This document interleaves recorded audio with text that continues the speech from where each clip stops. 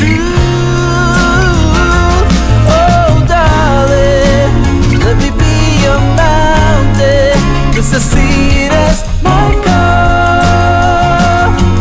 Wanna be with you every second I got. Don't cry.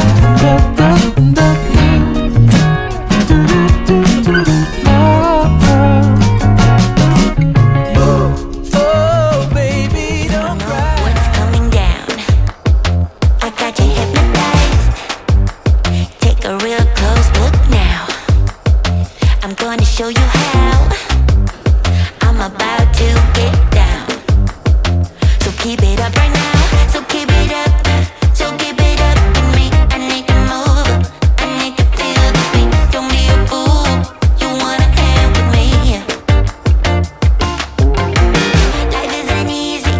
You gotta roll the dice. You wanna change. Join the paradise. So bring it on if you wanna hang with me.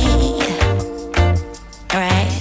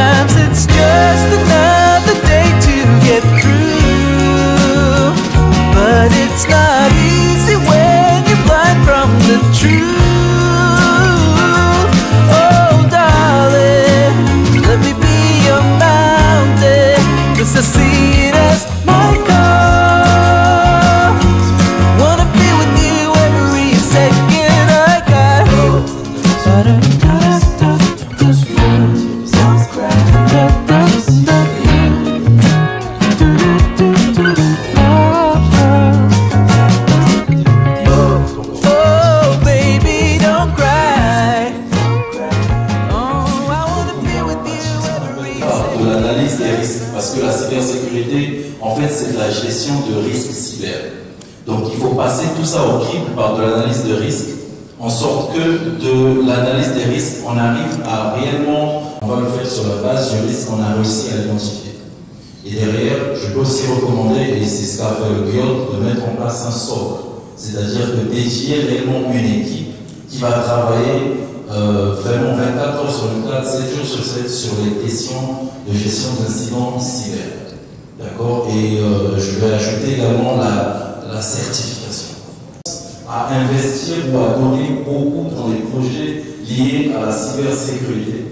Notamment, moi j'aimerais quand même donner l'exemple ou dire que je pense que le financement par sur une brève introduction illustrée sur 3 cas pratiques concrets. Il y en a plusieurs, mais j'ai choisi 3, dont 2 c'est des cas vraiment liés à la cybersécurité et un autre cas qui illustre ici les opportunités de l'IA dans la cybersécurité connectée à travers le monde. Donc cette dynamique de transformation numérique, dans cette dynamique de transformation numérique, excusez-moi, l'intelligence artificielle s'impose comme catalyseur de progrès, mais aussi comme multiplicateur de menaces. C'est pour ça qu'on va parler, on va voir tout à l'heure, on va parler des défis et des opportunités. 10 milliards 500 de dollars, et ça c'est une étude qui a été menée par Venture, soit plus que le PIB accumulé de l'Afrique. Donc face à cette économie parallèle du crime numérique, notre réponse doit être évidemment à la hauteur, mais rapide, intelligente et souveraine. L'intelligence artificielle, lorsqu'elle est bien utilisée, peut évidemment renforcer la résilience de nos États, la résilience de nos systèmes. Tel que dans le détail. Ce panel a pour thème élaboration de plans nationaux de gestion de crise cyber, rôle des agences nationales de cybersécurité et des forces de l'ordre. Ce panel met en lumière les bonnes pratiques en matière de coordination institutionnelle et de planification de la réponse aux incidents pour renforcer l'état de préparation face aux crises cyber complexes.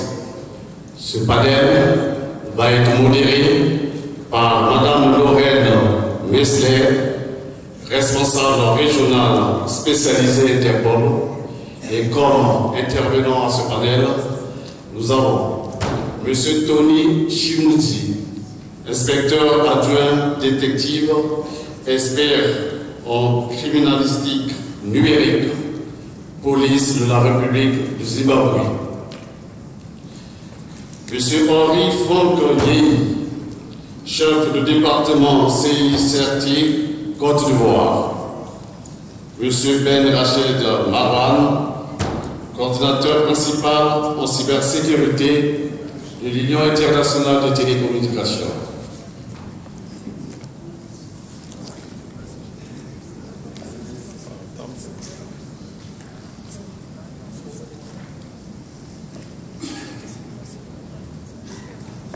L'intelligence artificielle et cybersécurité, aussi enseignant à l'École nationale supérieure de police sur les nouvelles formes de menaces.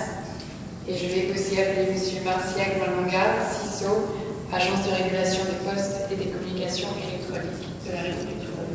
Merci.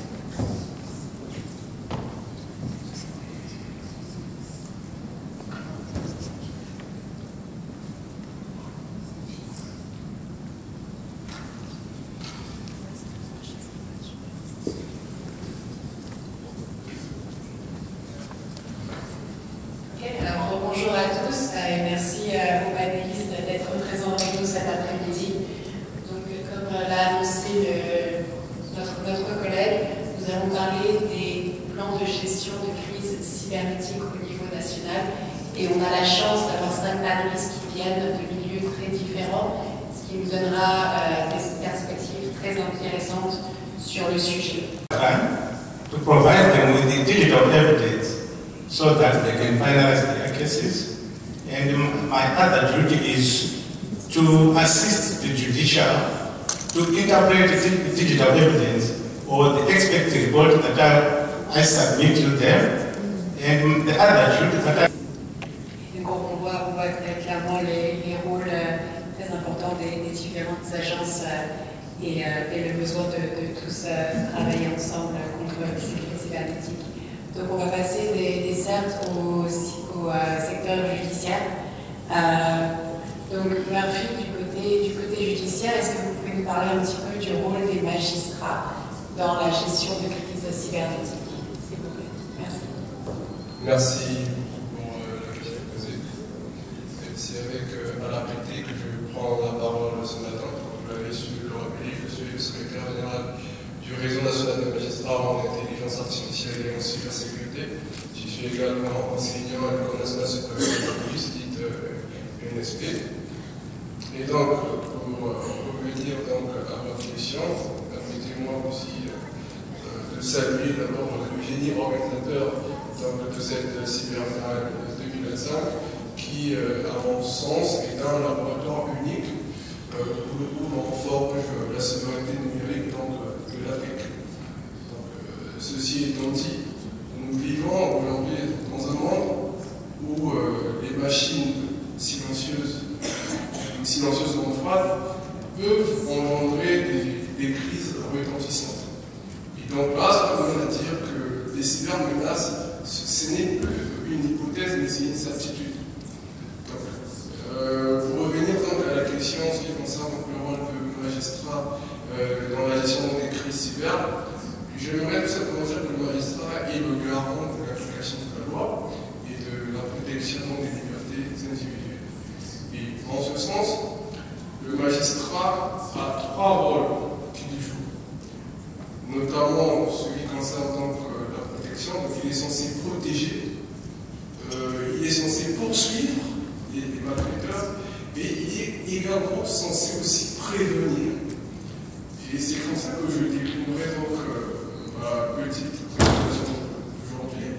En ce qui concerne déjà la protection, j'aimerais rappeler, comme on a su le dire à travers les différents travaux qui se sont déroulés en cette journée, le Congo s'est doté d'un cadre juridique, d'un arsenal juridique vraiment robuste. De sorte que nous avons déjà la loi numéro 27/2020 sur la lutte contre la cybercriminalité au Congo. Cette loi confie le soin aux magistrats de pouvoir sanctionner les infractions telles que l'intrusion frauduleuse, le vol massif des données à caractère personnel et j'en passe.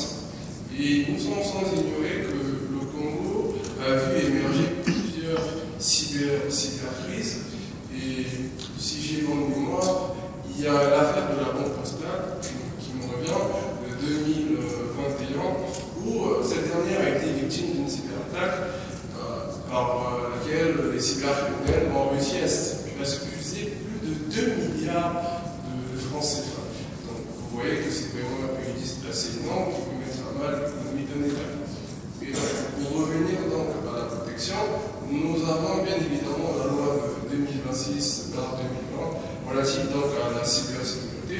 Cette loi impose aux acteurs tant privés que publics de pouvoir mettre en place des mesures de sécurité afin de pouvoir protéger non seulement les systèmes d'information et les infrastructures critiques, des EIV, mais également protéger en même temps les droits des personnes. Et cela m'emmène à citer également la loi de 2019 sur la protection des données à caractère personnel, où dans cette loi, tous les citoyens ont finalement le droit à une transparence, non seulement sur la gestion de leurs données, mais également à ce que leurs données à caractère personnel puissent être protégées par les différents acteurs. Mais non, à ce moment-là, lorsque cette mission de protéger est encadrée par les différentes lois que je viens de citer, on passe maintenant au deuxième rôle du magistrat, qui est celle donc de poursuivre les auteurs. Mais dans ce rôle de poursuivre, le magistrat est confronté à une autre dimension, qui est une dimension transnationale, où l'auteur des cybercrises peut se retrouver par exemple à l'étranger, caché derrière des pseudonymes et avec des réseaux, utilisant des réseaux chiffrés, dont les serveurs se trouvent parfois à des milliers de kilomètres.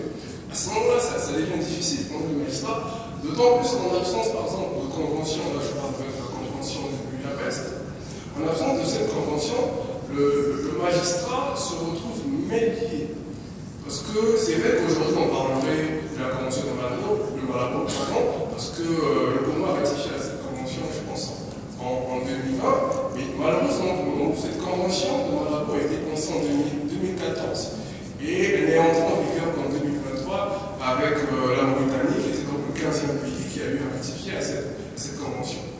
Et j'ai parlé en amont en disant que la plupart des infrastructures, notamment les serveurs et autres, dans tout ce que nous utilisons en matière de transnationalité, les infractions, ben, la plupart de ces serveurs ne se trouvent pas dans le continent africain. Ils sont en Occident, donc c'est difficile à ce moment-là. Et c'est la raison pour laquelle le fait que le Congo n'ait pas ratifié à cette convention de Budapest, ça freine, parce que tout à l'heure, il y a une question qui a été posée sur la commission rogatoire, et tout, mais c'est dans ces canaux-là que la commission rogatoire serait par exemple utile avec la coopération judiciaire et l'enquête judiciaire.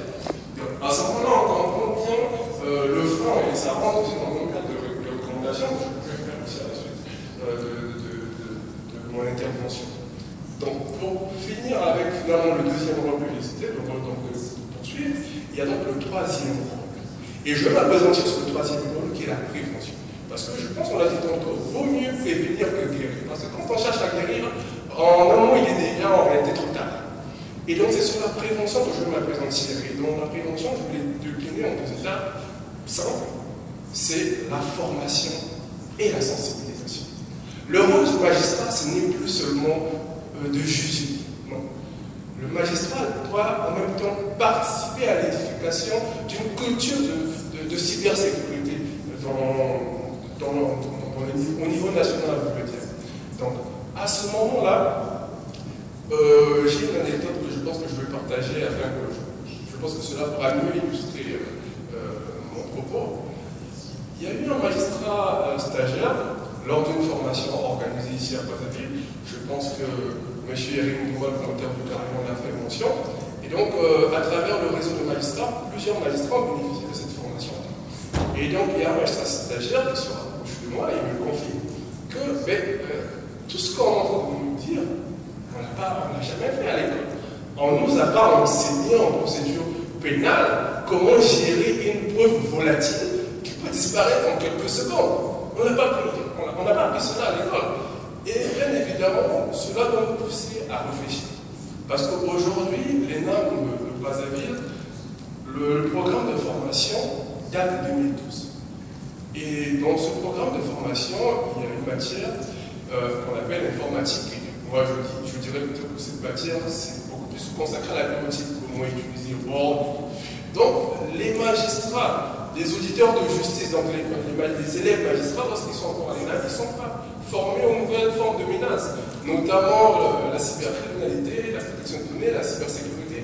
Ils n'ont jamais vu ça. Et ils viennent en tant que magistrats, on leur propose de renforcement de capacité. Lorsqu'on parle de renforcement de capacité, ça veut dire que vous avez déjà des prérequis et on vient juste se renforcer. Mais là, on est sur un terrain où on n'a aucune connaissance, mais on vient quand même renforcer. Et ça devient difficile pour ces magistrats-là qui n'ont aucune base, ne fût-ce qu'en culture numérique, rien du tout. Et ça devient très complexe pour eux de comprendre donc, cette matière-là. Et c'est à ce moment-là que moi je vous dis, au moins les OPJ sont chanceux, parce que vous l'avez dit en amont en me présentant que j'enseigne à l'école nationale supérieure de police, notamment en ce qui concerne une nouvelle forme de menace. Et je pourrais vous dire aujourd'hui que oui, les OPJ sont plus outillés en matière de cybercriminalité que les magistrats. Bon, après, il faut nuancer, parce que tous les magistrats ne sont pas formés au Congo. D'aucuns sont formés au Sénégal, en Tunisie, Maroc et autres. Et là-bas, même au Cameroun aussi, il y a ces matières-là, cybercriminalité et autres. Mais malheureusement, ceux qui sont formés ici ne bénéficient pas de ces formations-là. Donc, pour terminer, je dirais, il y a la citation de Montesquieu qui me revient, c'est que la justice n'est pas seulement là pour punir. La justice, elle est là pour réparer et en même temps prévenir. Et donc, je pense que c'est dans ce propos que je vais peut-être terminer pour ne pas monopoliser la parole et je pourrais revenir éventuellement lorsque vous aurez d'autres questions à me poser. Merci. Merci. Et j'ai un cas. Et c'est toujours la Banque Postale, parce qu'elle a été attaquée à 2 reprises. Pour la première fois, on parlait d'un préjudice de 2 milliards de francs CFA. Et pour la deuxième fois, c'est quelque chose de 400 millions. Et cette fois-ci, la police judiciaire, notamment le commandant de la police judiciaire, avait été saisi. Et à ce moment-là, j'aimerais rappeler qu'au sein du commandant de la police judiciaire, il y a plusieurs divisions, notamment la division de police informatique et la division d'analyse criminelle. Et enfin, on a aussi l'Interpol, parce que nous avons des bureaux de l'Interpol qui sont installés ici à Hong Kong. Et donc à ce moment-là, c'était la police judiciaire qui avait géré l'enquête. Je tiens ici à préciser qu'à chaque fois qu'on parle de police judiciaire, encore de la gendarmerie, c'est toujours chapeauté par le procureur de la République, parce que le procureur de la République est considéré comme le directeur de la police nationale. Chaque fois que vous allez entendre parler des enquêtes de la police judiciaire, il faut vous dire que derrière, il y a un procureur qui supervise l'enquête ou un juge d'instruction qui supervise l'enquête. Et donc, les OPJ vont réussir à mettre la main sur les bénéficiaires. Parce que là, il faut aussi le rappeler que le commanditaire ne se trouvait pas au Congo. Toujours la dimension de transnationalité. Le commanditaire ne se trouvait pas au Congo, donc c'était des complices qui étaient sur place. Et donc, ce sont les complices qu'on a pu rattraper, et notamment avec les moyens de conservation dont détient le juge d'instruction, on avait pu geler les fonds.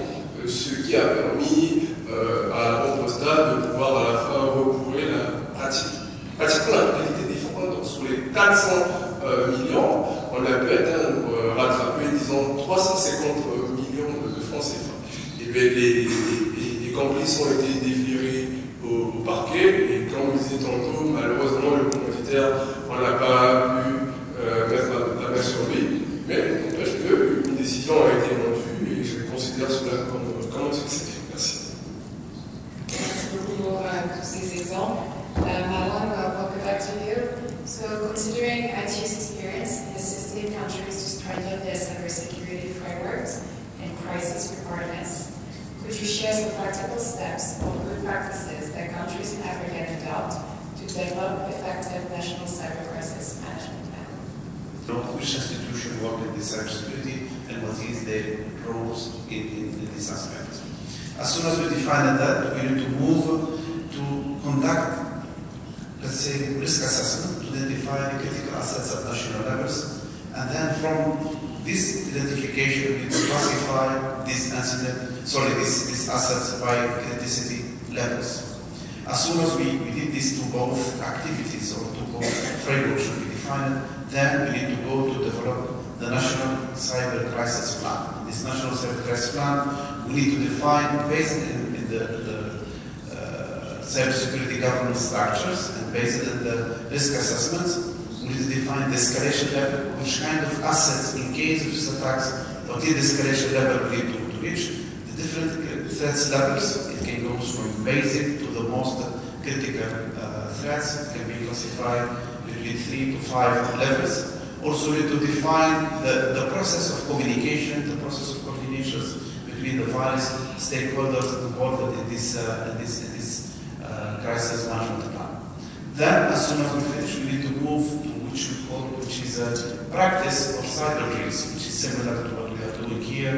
We need to do this at national levels, where we need to simulate cyber attacks targeting one of these critical assets, and we need to test the availabilities of our tools for detections. We need to test our process, which is already in place, and also our crisis management plan. Also, we should not forget that we should have all these frameworks in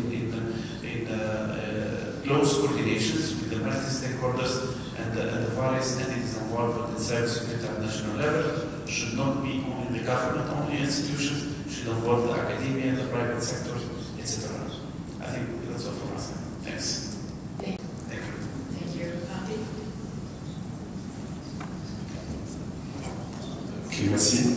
Et j'aimerais d'abord aussi donner aussi une recommandation. C'est vrai que tout le monde a compris que l'ANSSI n'est pas tout à fait opérationnel, raison pour laquelle même dans mes propos je parle pas de l'ANSSI, parce que je n'ai pas encore d'action qui a été menée concrètement en collaboration avec l'ANSSI. Mais seulement, ce que j'aimerais également rappeler ici, c'est qu'il faudrait voir dans la cybersécurité en réalité dans son ensemble. Vous voyez, là on parle de nouvelles formes de menaces, mais malheureusement au tribunal ou encore au palais de justice, il n'y a pas de juridiction spécialisée. Donc ça veut dire que toutes les procédures, que ce soit les procédures des infractions classiques et autres, tous sont mis dans le même canot et ça circule. Et par exemple, on a même du mal à avoir des statistiques en matière de cybercriminalité, malheureusement. Que ce soit même au niveau de l'Interpol, parce que tout est géré au niveau du commandement de la police judiciaire, mais toutes les infractions sont enregistrées dans le même registre, de telle sorte que il est difficile à la fin de déterminer l'année. Il y a eu combien de procédures en matière de cybercriminalité, par exemple, au Congo. Il est très difficile de pouvoir sortir des statistiques dans ce sens-là. Raison pour laquelle j'aimerais ici suggérer de pouvoir, dans le cheminement de la gestion de la crise cyber, ne pas voir que le côté technique ou tout ce qui se fait avec, ou qui se fera avec l'ANSSI et les sorts qui seront mis en place et les cercles et autres, mais il faudrait voir aussi le côté répressif, notamment avec le parquet. Il faudrait qu'on ait un parquet spécialisé, il faudrait qu'on ait des juges d'instruction spécialisés en matière de cybercriminalité. Il faudrait qu'en matière de renforcement de capacité, depuis l'ENA, qu'il y ait des modules de formation dans ce sens-là, en matière de cybercriminalité, protection des caractère personnel et également en matière de cybersécurité également. Donc ça serait donc là le mot de fin en ce qui me concerne et je vous remercie. You don't know what's coming down. I got you hypnotized. Take a real close look now. I'm going to show you how.